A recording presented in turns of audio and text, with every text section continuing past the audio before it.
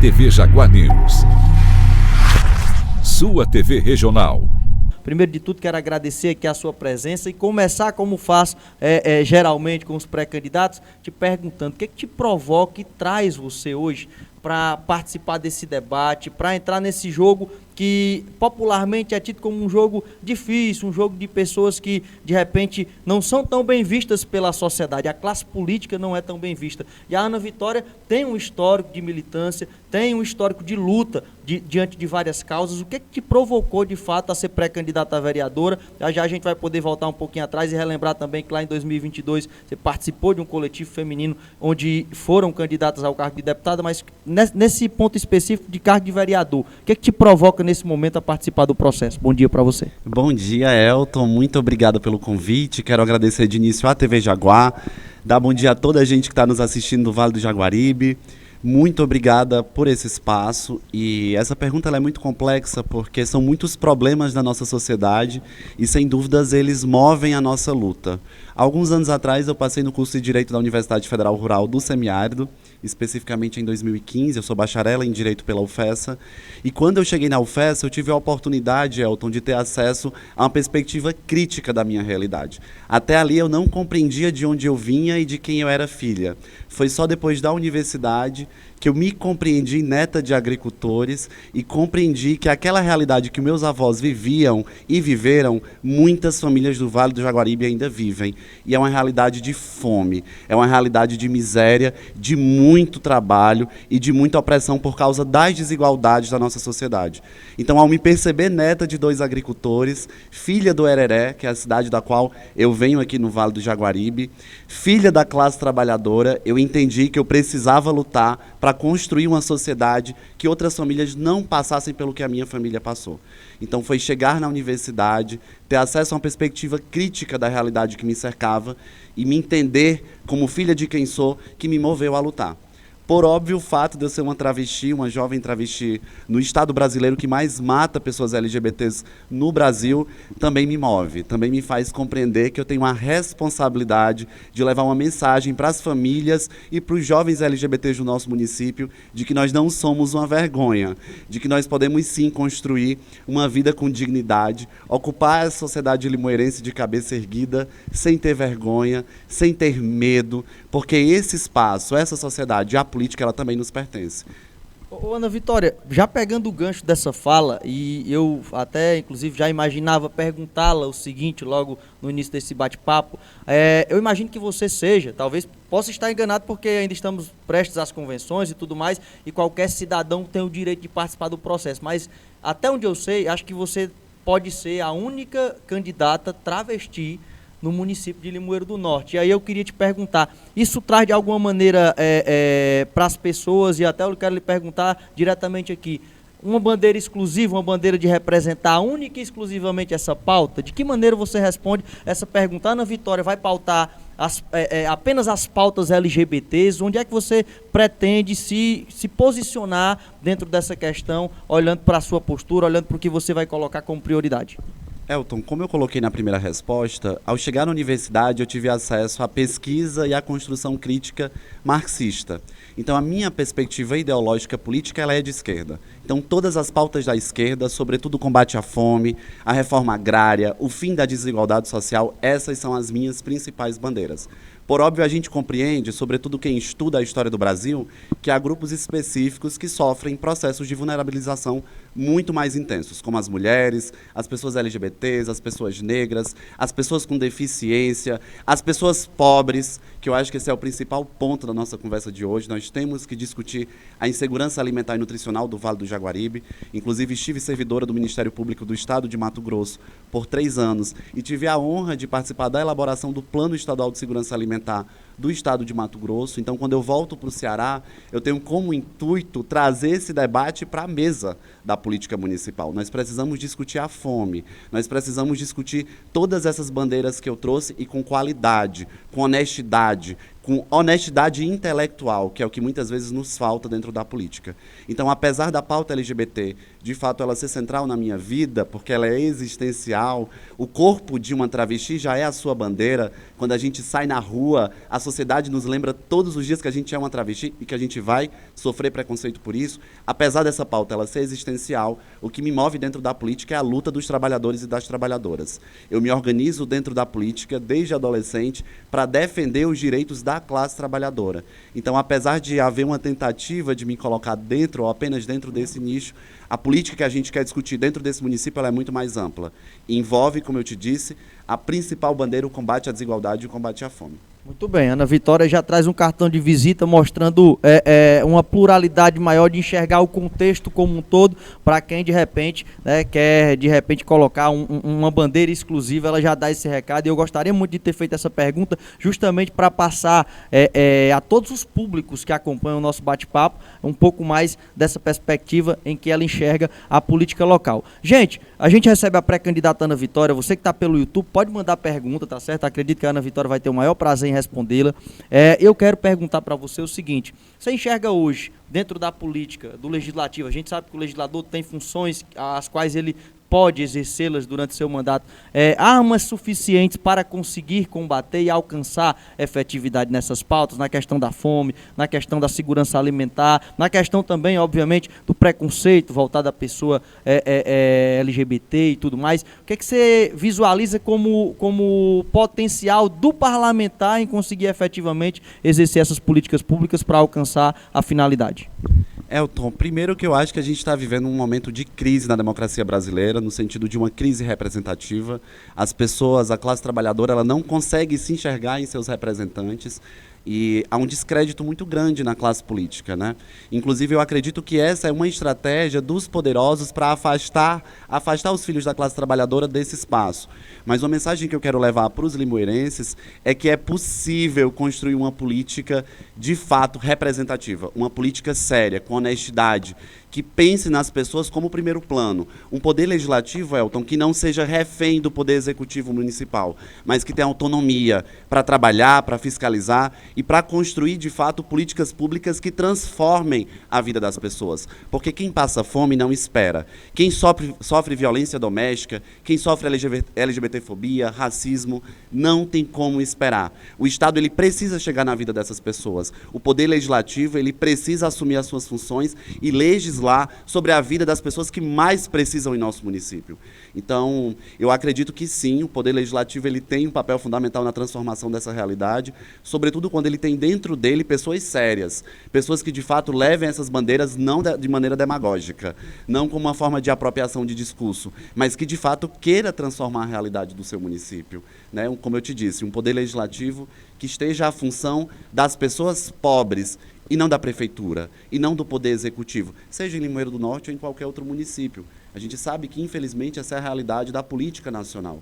A gente tem um descrédito muito grande dos nossos representantes, uma crise da política, da democracia representativa, e é por isso que é tão importante a gente fazer esse discurso no sentido de trazer para perto da política a juventude, as mulheres, as pessoas negras, quem sempre esteve colocado à margem, para discutir política com seriedade, com qualidade, com competência. Esse é um ponto também. Eu acho que é uma expectativa de nós jovens, sobretudo das pessoas mais velhas que ocupam o poder há muito tempo, de que nós não tenhamos a capacidade de discutir a política. Mas é uma mentira. Pelo contrário, nós devemos estar à frente da política e construir o futuro que a gente acredita para a nossa geração e para as gerações que vão vir.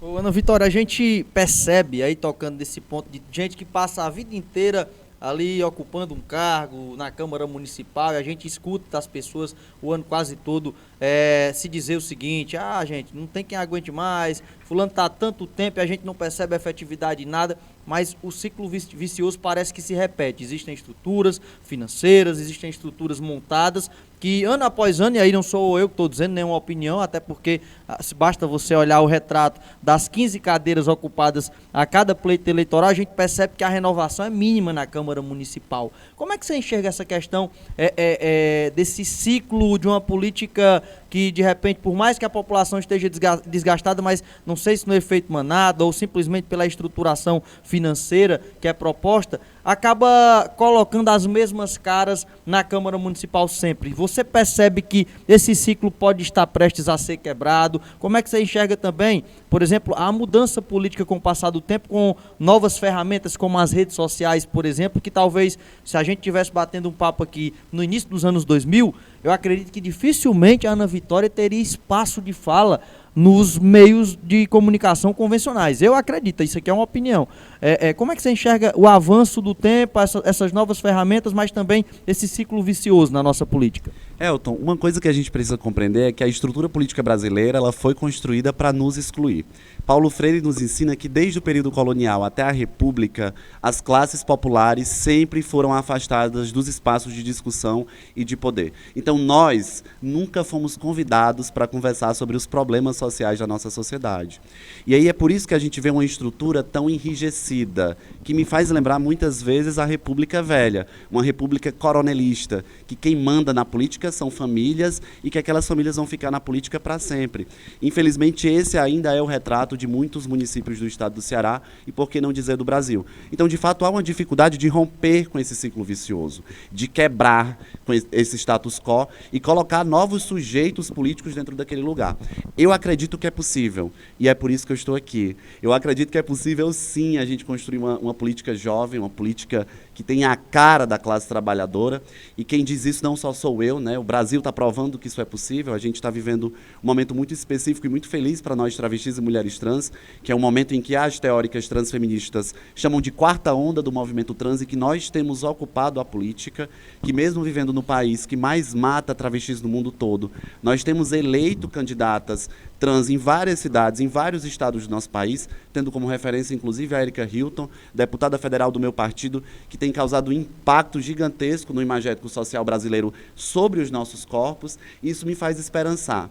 Isso me faz ter certeza que o espaço que um dia me colocaram na sociedade brasileira, ele foi construído, ele não é natural. E que, por conta disso, eu posso romper esse lugar e posso alçar outros voos para mim, mas também para as minhas irmãs, para os meus irmãos LGBTs, e para os filhos da classe trabalhadora, como eu já te disse.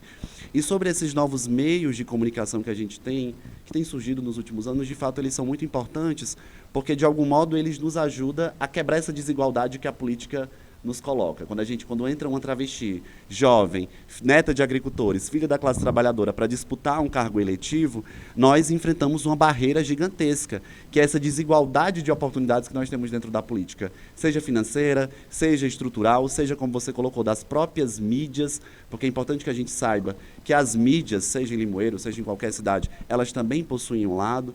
Então, hoje, as redes sociais, de alguma maneira, elas diminuem essa desigualdade que a gente tem na disputa e permite que alguém como eu possa chegar em lugares que antes eu não chegaria, com informação, com conteúdo e trazendo, como eu disse para você, esse novo imagético do que uma travesti pode ser dentro de uma sociedade.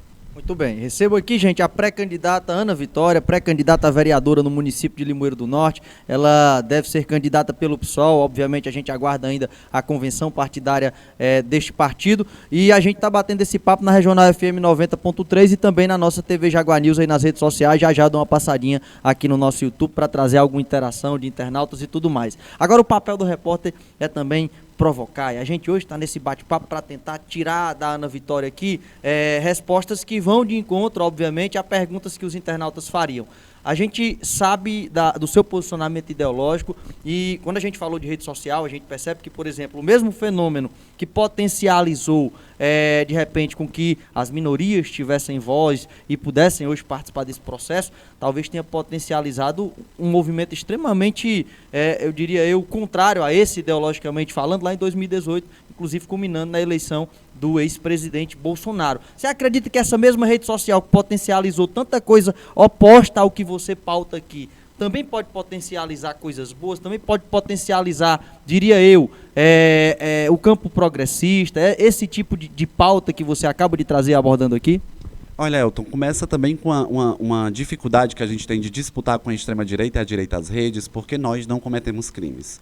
Nós não queremos pautar a construção da política através de posturas criminosas, seja fake news, seja violência descarada nas redes sociais. Então, a extrema-direita ela usa melhor as redes do que nós porque não tem escrúpulos para usá-las. Então, a gente viu uma grande crescente de mentiras, de fake news, uma eleição baseada em uma desconstrução da própria realidade, né, de uma realidade paralela. Então, apesar da gente não usar essa arma da mesma forma, da gente não usar esse instrumento das redes dessa mesma maneira, eu acredito que sim, nós podemos construir dentro das redes sociais um espaço de construção de uma nova forma de mundo, né, de uma nova sociabilidade, de uma nova perspectiva de democracia, porque é isso que a gente está discutindo aqui também.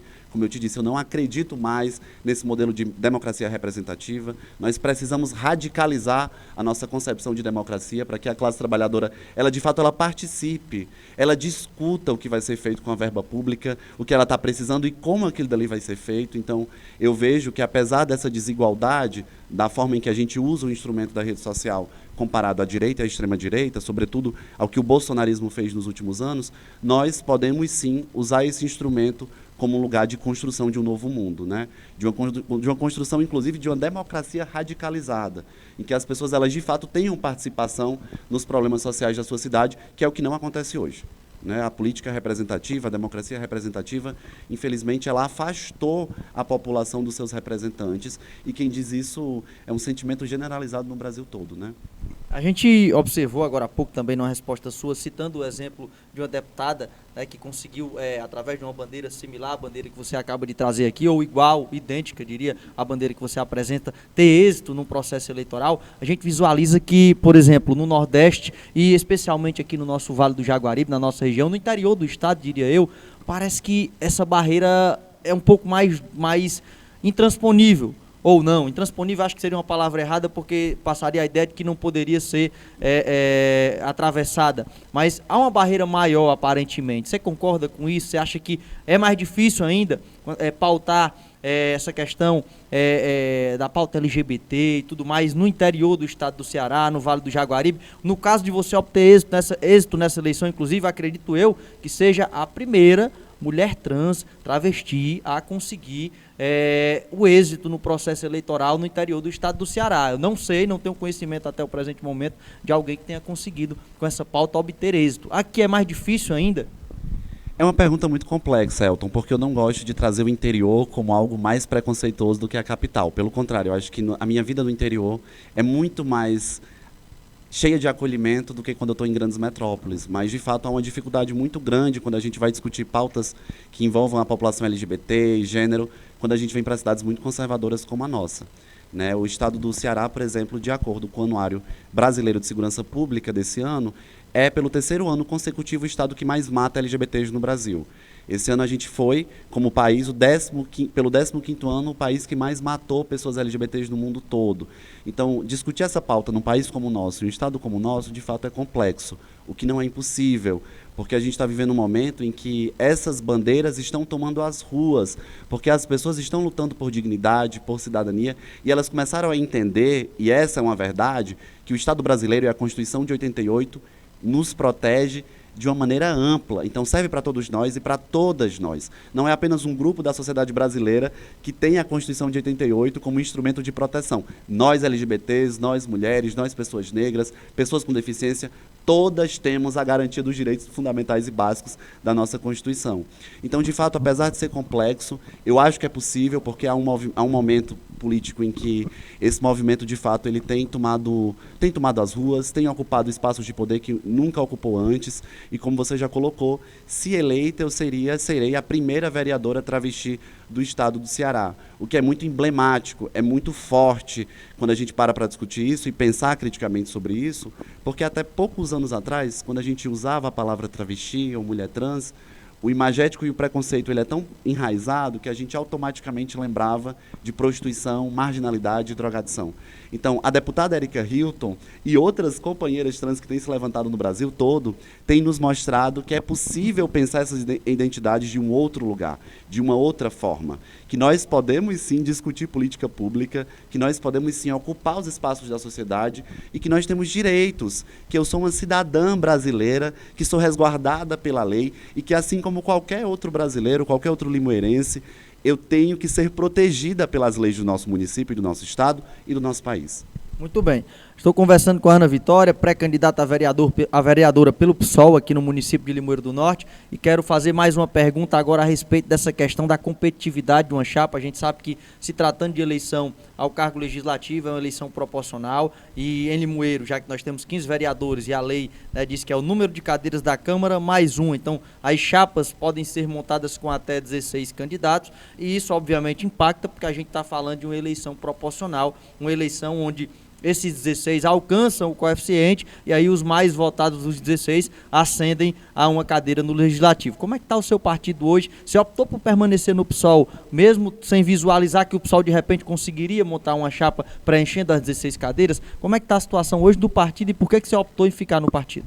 Eu tenho dito para as pessoas que me perguntam sobre o motivo que me manteve no PSOL, e muita gente se movimenta nesse momento pré-eleitoral estrategicamente para ir para partidos em que a legenda o favoreça, mas eu tenho dito para essas pessoas, Elton, que mais importante do que vencer é a serenidade de saber quem está ao seu lado. Então eu não abriria mão do projeto ideológico que eu tenho para esse município para estar em nenhum partido. Não abriria porque, para mim, é muito mais importante ter a serenidade e a coerência política que o meu partido oferece do que ir para qualquer outro lugar. Então, de fato, a gente vai enfrentar tudo que um partido pequeno enfrenta em uma eleição como essa. Nós ainda estamos maturando, ainda estamos amadurecendo até a convenção. Se iremos apoiar ou não alguma candidatura ao Poder Executivo do município, mas já te adianto que o pessoal ele não se coliga com extrema-direita, com direita e com centro. Nós não estamos dispostos a vender ou a barganhar o projeto político que a gente tem com grupos que sempre atacaram e roubaram direitos da classe trabalhadora. Então, muito provavelmente, nós enfrentaremos essa eleição sozinhos e sozinhas. Mas com a certeza da coerência política que a gente tem, com a certeza e com a serenidade que nós vamos apresentar para Limoeiro do Norte, um projeto sério, coerente e que tem como principal fundamento a luta dos trabalhadores e das trabalhadoras. Então eu posso presumir que a Ana Vitória hoje não tem afinidade com nenhum dos grupos políticos hoje que possam colocar majoritárias, e aí a gente está falando de situação e oposição em Limoeiro. Hoje você teria dificuldade em estar ao lado ou em apoiar e pedir voto de repente para muita dificuldade. Inclusive alguns desses grupos procuraram o nosso partido, tentaram articular com o nosso partido para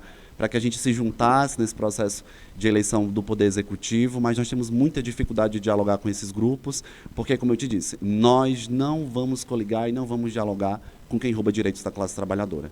E, infelizmente, a crise política de Limoeiro ela é de muitos anos, ela vem de muitas décadas, e nós acreditamos sim que é possível construir um Poder Legislativo, como eu já te disse, autônomo do Poder Executivo. Um poder legislativo que, de fato, cumpra a sua função constitucional, sem precisar barganhar a favor com o prefeito, com prefeita, com quem é que seja, né? Um poder legislativo que esteja à disposição dos mais pobres do nosso município, sem que essas coligações, sem que essas interferências externas nos amarrem. Porque eu acho que esse é um dos grandes problemas e gargalos da política em nível municipal, em Limoeiro e em outros municípios. Um poder legislativo refém do poder executivo e que, no fringir dos ovos, não consegue cumprir com sua função legislativa, com sua função constitucional, porque está refém de outros interesses que não os da classe trabalhadora.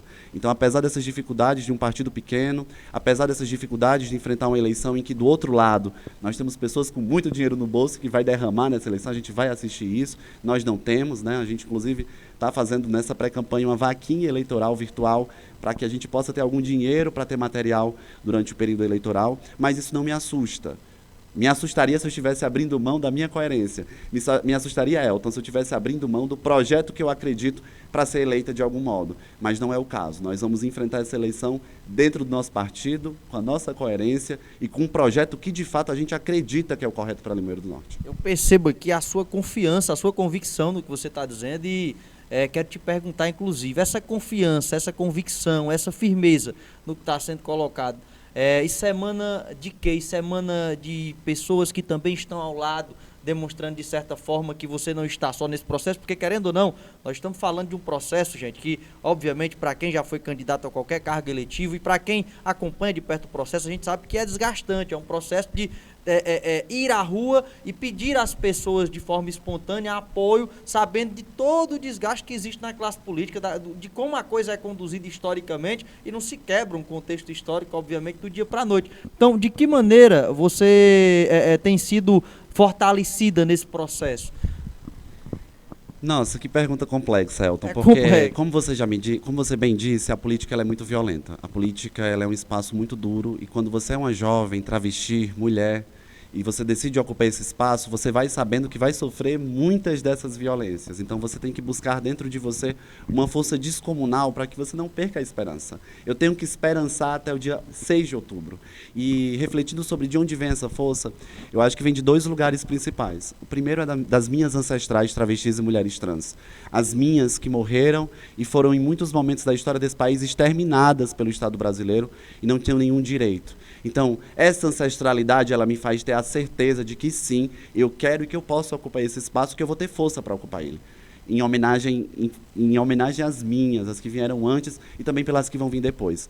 E depois há um grupo muito específico de companheiros e amigos LGBTs que estão construindo essa pré-candidatura junto comigo e que são todos voluntários. Então, nós estamos construindo esse projeto e, sobretudo, essa pré-campanha através de sonhos, né? São sonhos que estão em jogo, Elton. Nós estamos...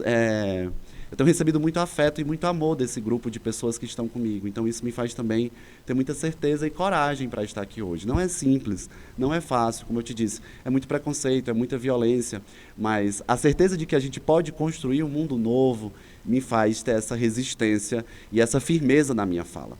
Muito bem. Estamos chegando aqui na reta final do bate-papo, mas eu não posso deixar... Tenho mais 5 minutinhos com ela, mas eu não posso deixar aqui de registrar a presença, inclusive, de muitas falas aqui no YouTube, pessoas que estão acompanhando a entrevista hoje. A Verônica Lima está por aqui, pessoal do Amigos de Plantão, Ana Luzia, Luciana Azevedo, está dizendo que a Ana Vitória arrasa, Givaldo Maciel também está saudando aqui, parabenizando o Juscelino por mais um ano, Dandara Monelli também está por aqui, Rosenildo, por aqui também Cecília Amorim, falando que a Ana Vitória é uma pessoa excelente. O Eduardo Braga está dizendo, Limoeiro merece uma pessoa como a Ana Vitória na Câmara Municipal. Davi Henrique Pinheiro está falando, capacitado em todos os aspectos. O Eduardo ainda acrescenta aqui, uma eloquência e uma capacidade intelectual movida para a garantia de direitos. Por aqui também o Davi Henrique fala que Limoeiro do Norte precisa de você, Ana. Luciana Alves de Azevedo tem todo o meu apoio, admirável ela. Maria Fátima também deseja bom dia, está participando aqui. Renatinho Guimarães está falando, poderia ser candidata a prefeita, fala firme e com muita inteligência. Por aqui também Alex Oliveira, bom dia. Zeque Moura também, linda, muito sucesso, vai estar em conjunto com alguma candidatura à prefeitura, ela já acabou de responder, acredito que esse comentário foi feito um pouquinho mais cedo. Larissa Martins está por aqui, Felipe Cavalcante também, sou fã, um beijo, Ana. João Guilherme está chamando de maravilhosa, Lucas da Silva também está falando que tem muita coerência. Enfim, quero agradecer a participação dos internautas, deixar a Ana Vitória também para mandar uma fala em direção a todas essas expressões aqui na rede social. A gente vai chegando na reta final desse bate-papo, ainda faço mais uma pergunta, mas antes quero te deixar interagir com esses telespectadores que estão mandando recado aqui. Gente, muito obrigada por esse carinho, por esse afeto. Saibam que isso é muito importante para mim, sobretudo quando a gente vive em um lugar, em uma perspectiva de política de tanto ódio, de tanta violência. Então é importante a gente mostrar que a política também é um espaço de amor, de acolhimento, de empatia. E esse afeto que vocês têm me dado, ele é fundamental para que eu me mantenha firme nessa caminhada. Então, só agradecer, Elton, a Deus, agradecer à minha família por estar comigo, agradecer aos meus amigos, agradecer ao meu partido, aos camaradas que estão do meu lado. Então, gratidão. Ana Vitória, a gente sabe que tradicionalmente a política, ela já tem, por exemplo, nessas candidaturas que sempre retornam à Câmara Municipal, muito voto de cabresto mesmo, pessoas que estão ali ligadas a algum cargo municipal. A gente sabe que a coisa é assim, beneficiadas em alguma área diretamente ou com alguém da família, mas existe um público, e esse público é cada vez mais latente, que é um público que, cansado da política, muitas vezes se abstém de votar, de participar do processo, se torna apolítico. E acho que isso é tudo com que aqueles que fazem a política suja, a política, de repente, aquela desgastante mesmo, querem, quer que o cidadão que possa, de repente, contestá-los, abra mão do processo. Qual o recado você daria a quem hoje não tem pré-candidato? É óbvio que a gente está tendo todo cuidado com a lei eleitoral, não estou dizendo para ela pedir voto de jeito nenhum, mas o recado como cidadã, de consciência mesmo, para as pessoas que hoje não estão participando do processo, desistiram da política. Ainda dá para ter esperança e acreditar? O que você traria de fala para quem de repente não quer mais participar do processo, não quer votar em ninguém, rasgou o título, cortou lá em 55 pedaços? Óbvio que esse aí não vai poder votar, mas tem gente que eu estou citando esse exemplo, mas não fez isso, só não vai votar. Então pode mandar o seu recado para esse tipo de pessoa, esse tipo de eleitor. Elton, quem já está no poder, quem está à frente dessas instituições poderosas não nos querem dentro delas. Então, de fato, há um projeto político para nos fazer desacreditar na política institucional. E é por isso que é tão importante que nós, filhos e filhas da classe trabalhadora, esperancemos, tenhamos coragem de estar dentro desse espaço e discutir, para discutir e construir o município que a gente quer. Então, a política ela é fundamental. A política ela é agora. A gente precisa estar dentro desse espaço para transformar, inclusive, essa realidade que a gente tanto critica, para mostrar que, apesar dos limites da democracia representativa, ela também pode ter a nossa cara. Ela também pode ter a cara do trabalhador e da trabalhadora que acorda cedo para trabalhar muito e que muitas vezes não sabe se vai ter comida para botar no prato dos seus filhos. Então, quem tem que estar à frente desses espaços de poder são esses sujeitos e essas sujeitas que nunca tiveram direito a nada no nosso país. Então, ocupem esse espaço, sintam-se pertencentes à política, não desacreditem na possibilidade de transformar o mundo, porque se não formos nós para transformá-lo, não vai chegar nenhum salvador para transformar ele por a gente. Então, vamos juntos nessa construção política em Limoeiro do Norte e vamos esperançar, vamos ter coragem.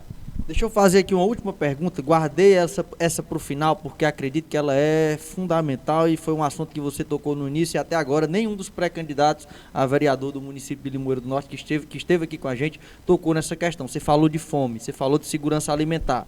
E a gente está enxergando na realidade que há um bom tempo o poder de compra do salário mínimo cada vez ele traz a fome para a mesa, porque querendo ou não, quem hoje vive de um salário mínimo, muitas vezes tem uma família numerosa, paga aluguel e tudo mais, não está conseguindo comer bem. E não é nem comer bem no sentido de comer coisa saudável, já está comendo porcaria porque se obriga a isso, mas às vezes nem isso está sendo suficiente. Essa pauta da insegurança alimentar que a gente tem hoje, que o cidadão está vulnerável nesse sentido, ela não é tocada, né? De que maneira a gente, encerrando esse bate-papo aqui, poderia ter um posicionamento da Ana Vitória com relação a isso, a fome das pessoas, a fome, gente, que a gente está falando aqui, não é de você passar 2, 3 dias sem comer, não, que obviamente a gente vê que o cidadão dá um jeito ou outro, mas não come o adequado. E isso impacta em várias áreas do ser humano. Impacta na questão até de produtividade intelectual, funcional, no trabalho do dia a dia. De que maneira você visualiza essa questão que é fundamental e que não foi colocada até agora pela classe política de Limoeiro no debate? Olha, Elton, meus avós, seu Ambrósio e Dona Raimunda, lá no Hereré, eles criaram 19 filhos, todos na agricultura familiar. E como eu disse no começo da entrevista, infelizmente a minha família passou fome. A minha família vem de uma realidade de muita miséria. E quando eu cheguei no Ministério Público do Mato Grosso, que eu tive a oportunidade de trabalhar com a segurança alimentar e nutricional, foi algo muito incrível e potente para mim, porque levou a minha militância para um outro lugar.